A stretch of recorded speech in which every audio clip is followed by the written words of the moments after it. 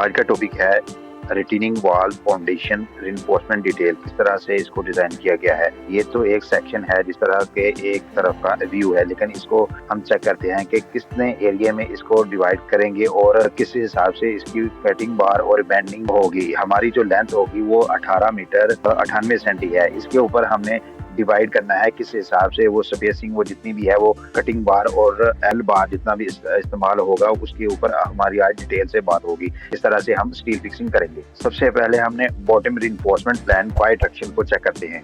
जो हमारा मेन बार होगा वो 16 mm का बार है और स्पेसिंग उसकी 20 सेंटी है।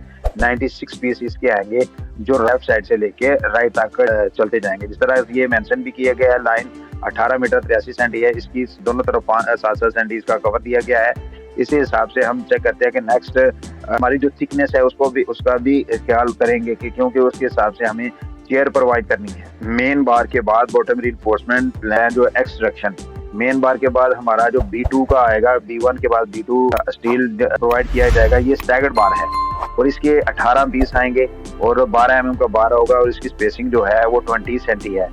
ये तकरीबन 3 मीटर 40 सेंटी तक ये डिवाइड किया जाएगा। राइट साइड से लेके लेफ्ट तक ये दोनों दो बार इस्तेमाल हुए हैं। हमारी लेंथ जो है वो 18 मीटर 80 सेंटी इसकी लेंथ है।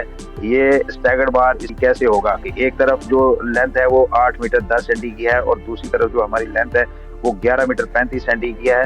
एक हम एक तरफ रखेंगे 11 मीटर 35 और दूसरा पीस जो हमारा आएगा वो साथ ही इस तरफ वो 8 मीटर 10 सेंटी का आएगा। इस तरह से हमारी जो ओवरलैप है वो एक इधर आएगी और एक दूसरी तरफ यहाँ पे आ जाएगा। ये हमारा बॉटम क्लियर हो गया। इसके ऊपर हम चेयर डिवाइड करेंगे। हमारी जो थिकनेस है फाउंडेशन की, रिटेनिंग वॉल के फाउंडेशन की ऊपर हम बात कर रहे हैं, इसकी थिकनेस है 80 सेंटी। जैसे कि B2 के ऊपर हम आ जाते हैं टॉप रिइंफोर्समेंट प्लान एक्सट्रैक्शन। जिस तरह के बॉटम एक्सट्रैक्शन ऐड किया और टॉप में भी एक्सट्रैक्शन ही ऐड होगा। जिस तरह के B2 और T2 मेन डायरेक्शन में ही इस्तेमाल होंगे। इसकी भी जो लेंथ है वो डायमेंशन दी गई है और 18 पीस आ रहे हैं और 12 mm का स्टील है और 20 सेंटी इसकी स्पेसिंग है। ये भी स्टैगर्ड बार है। इसकी जो लेंथ है वो एक तरफ बड़ी है और दूसरी तरफ छोटी है। ये भी जब डिवाइड करके इस्तेमाल करेंगे तो एक जो ओवरलैप है वो एक तरफ आएगी और दूसरी की तकरीबन दूसरी तरफ 2-3 मीटर के बाद आती जाएगी।